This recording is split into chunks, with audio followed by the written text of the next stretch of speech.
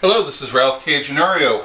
This is part 4 of maybe part 5. It is the next part of my video version of my lessons pertaining to the historical background to the 9/11 attacks.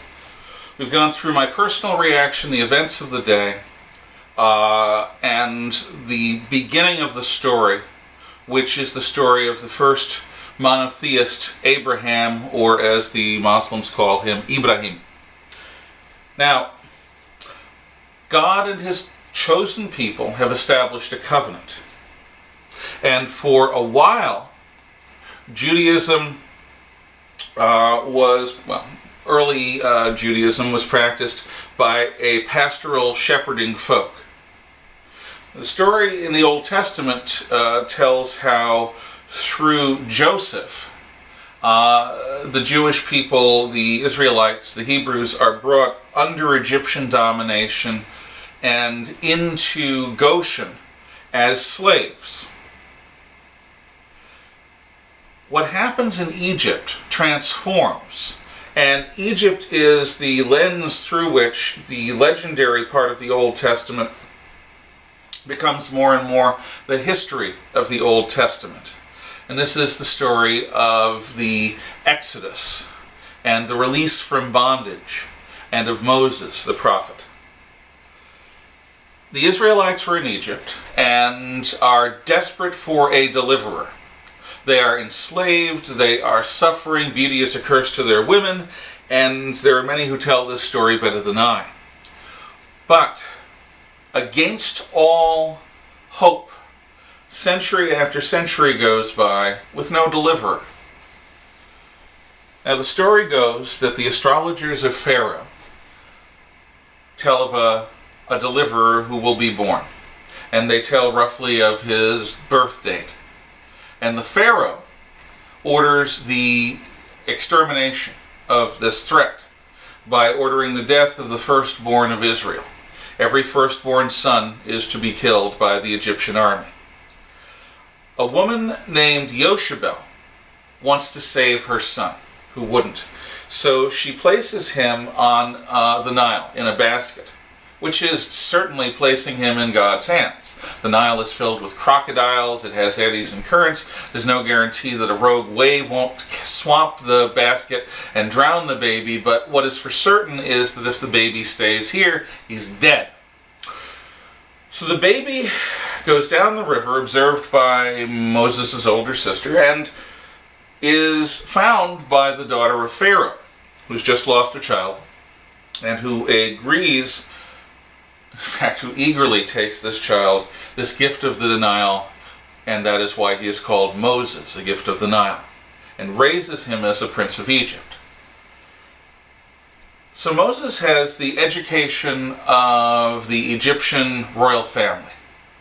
He learns to read, to write, to count, to lead men in peace and war, and he has what an education gives every human being.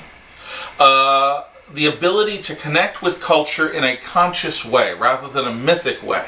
The ability to, through reason and understanding, access all sorts of knowledge and weigh it without being forced to accept it in superstitious terror. One day, Moses learns of his heritage, and he kills an Egyptian.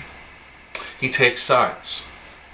In life, we are often beset with moments where the easiest thing in the world is to ignore what we're seeing and to play as if we are above it, as if we are neutral. What most faiths tell us to do is to choose sides and get involved, and hopefully be of use to the side of good, as you see it, as your conscience tells you.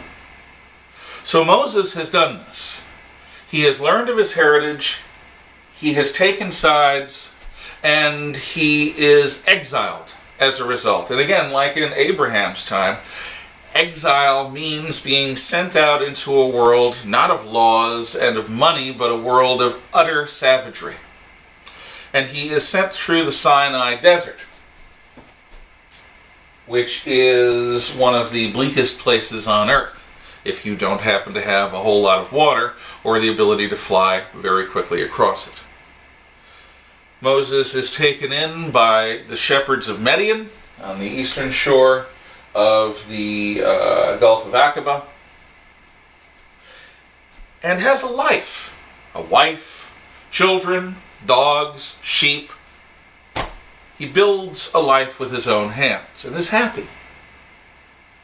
But as the sheep are being grazed in front of God's holy mountain, Moses sees something, and he chooses not to ignore it. He chooses not to just say, "Oh, that's not my job. I got to focus on my sheep." He tells his people, "I'm going to see this sight." And he goes up God's holy mountain. And there is the encounter. Again, whether you believe it or not, is really your business. There are so many in this world for so long who do believe that this is a moment where God breaks through into the world and speaks truly with his own voice, that it has changed the world. Moses says that he hears a voice as he is gazing upon a bush that is burning, but is not consumed by the flames. "Take off your sandals, for you stand on holy ground." Moses realizes who he's listening to, and he abases himself. And God says something that many of us who have ego and vanity and a desire to do good really, really think we want to hear. But when you actually hear it, it's kind of scary. In fact, it's kind of the most scary thing a person could possibly hear. God has a job for Moses. God has a purpose for Moses. God is going to use Moses like a pry bar to get the people free. To free his chosen people, the Israelites will be released from their bondage in Egypt, and Moses will be his agent. How would you feel if you suddenly heard a voice that you knew was God telling you, "I've got a job for you"? Oh, and it's impossible. There's no way any reasonable person would take this job. And Moses, on top of it, unlike Charlton Heston, has a speech impediment. He stutters, he stammers, he does not speak well. "Lord, I am slow of speech. Why make me your agent?" And God says, "It's you." But Moses still has a choice, as all believers do. His choice is to say yes or no, to walk through the door God opens, or say no thank you. Moses accepts the job. But in accepting the job, he asks God one big question. The people will ask how I shall call you. Now, in naming things, there is a power and a magic that is seen in cultures well beyond the ancient Israelites. In the spiritualism of many animistic pagans, the notion that you can, if you find the true name of something, a spirit or something worse, you can command it, because by grabbing it by the true name, you've grabbed it by something it absolutely cannot ignore. When Adam is given his job in Eden, and before Eden, he is to be the gardener of Eden and the namer of things. Adam is given the job to say that the four-legged thing that barks is a dog in whatever language he spoke. He named it, because the ancients believed that the name is something that connects the body and the soul. The name is more for the soul than the body. So when you name something, you're not just naming the meat and bone that stands in front of you, you're naming and you're hearing the name of the true self that's behind this mask. So when Moses asks God, "Como se llama?" what is your name? It's a serious, big question. Now God, in a monotheistic sense, is omnipotent, all-powerful, omnipotent. There's nothing he can't do. Can God make a mountain so big he can't lift it? Yes, so long as he doesn't want to lift it, then he can lift it. And he's omniscient, all-knowing. He is the maker of time and space. He was there before the universe, before let there be light. How can you reduce that to a name?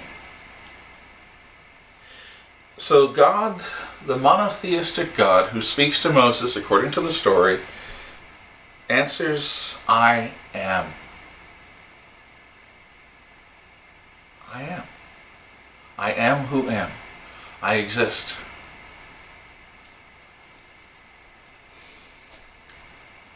Now, in the ancient Hebrew language, as it develops, that becomes Yahweh. In medieval England, it becomes Jehovah, the witnesses of Jehovah. Jehovah's Witnesses are the witnesses of the name of God. And in Arabic, that same name is Allah. So the name of God, I am, I exist, I am who am, is taken by Moses down from the holy mountain, and he and his brother Aaron appear in Goshen and start saying to the Pharaoh by long distance, by messenger, and in person, thus saith the Lord, let my people go. And the Pharaoh clamps down. This is a rabble-rouser. I'm not going to kill him. I know who he is. He's Moses. I know Moses. I'm going to discredit him. So slaves make bricks without straw. Slaves suddenly have harsher and harsher conditions, and the Pharaoh says, blame Moses. So now we come to the story of the plagues upon Egypt. Now, as with the story of Sodom and Gomorrah, it is possible that there is a natural, non-miraculous reason behind the plagues of Egypt. In the case of Sodom and Gomorrah, an asteroid may have exploded just above the surface of the earth, causing a nuclear firestorm that blighted what is now the Red Sea basin, destroying the cities of Sodom and Gomorrah. It would certainly turn somebody who was too close into a proverbial pillar of salt. The flood, back in Noah's time, could very well have been the moment where the Mediterranean Sea bursts into the Black Sea, which had a profoundly lower sea level, causing the entire shore of the Black Sea to flood. Noah ends up on the top of Mount Horeb, Mount Nebo, a mountain. Well, it is possible that a volcano or some kind of natural disaster poisoned the waters of the Nile, making them seem like blood, causing bugs to come out and plague people, and causing frogs and blisters and boils. It is possible that there is another asteroid or meteoroid that explodes over Egypt, causing a rain of fire. But the belief, the story in the Old Testament is that the Pharaoh interprets these things, as Moses explains, as the wrath of the Hebrew God, until Pharaoh finally agrees to let the people go. Moses leads the 12 tribes of Israel out of Egypt with the help of the stonecutter Joshua. They go into the wilderness. Pharaoh changes his mind, sends the chariot army after Moses, and now we have the story of the Red Sea. It is entirely possible, if you believe in the miraculous power of God, that like in the movie The Ten Commandments, the breath of God opens the waters, the Israelites walk through very slowly, leading their flocks, and as the charioteers chase them in, God closes the waters over them. But there's another natural explanation. Instead of crossing the Red Sea, it is possible they were crossing the Sea of Reeds, which is a tidal flat in northern Egypt. If the Hebrews cross at low tide, and the charioteers gamble that they can catch the Hebrews before the tide rushes in, it's entirely possible that you have the Reed Sea story swallowing the chariot army up in the waters.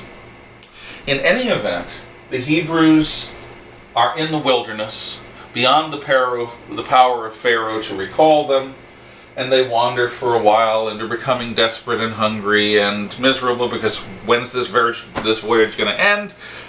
And so Moses takes them to the foot of the holy mountain. And at the foot of the holy mountain, Moses says, wait here, I'm going to go talk to God. The only person he brings up is Joshua the stonecutter.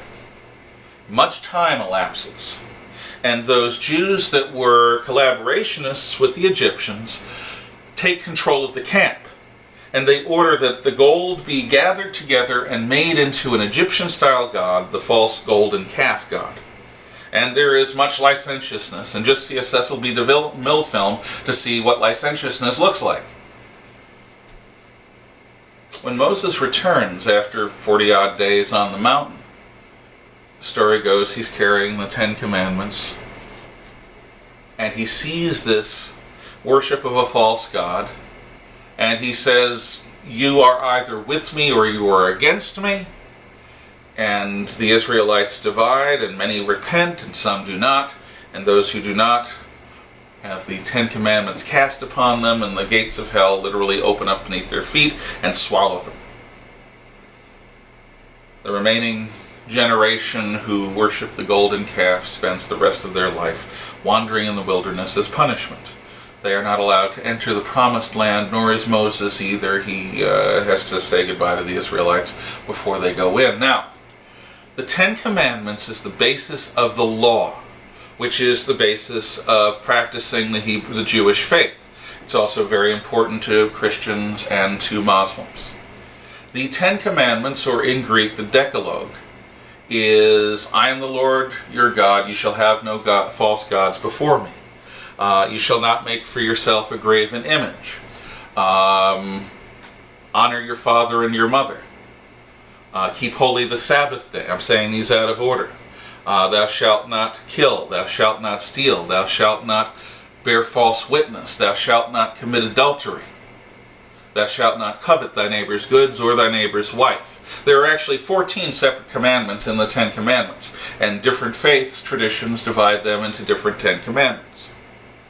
Now, it is possible that, as in the movie with Charlton Heston, the finger of God fierily comes from the sky and carves the tablets out. But it's also entirely possible that, inspired by the Word of God, Moses has the stonecutter carve the 10 Commandments. In any event, the Jewish people, the Hebrews, the Israelites, are defined by these moments, even more than by the ancient history of Abraham and Isaac and Jacob. The story of the release from bondage of the Exodus is the beginning of Jewish history. And those experiences define what Judaism and the other monotheistic faiths say about the universe. There is a God in heaven. He knows us, He cares about us, and He has a purpose that He is working through in history. And sometimes you need to be faithful without understanding. You need to trust in God and make a blind leap of faith. Now, this isn't Sunday school. This is historical background. But this willingness to trust God against all reason is important if you want to understand Western civilization, of which America is a part. And if you really want to understand what the enemy thinks is good in life, which is throwing themselves completely into God's hands and leaving the results to Him. Next time, David and the Maccabees. Farewell.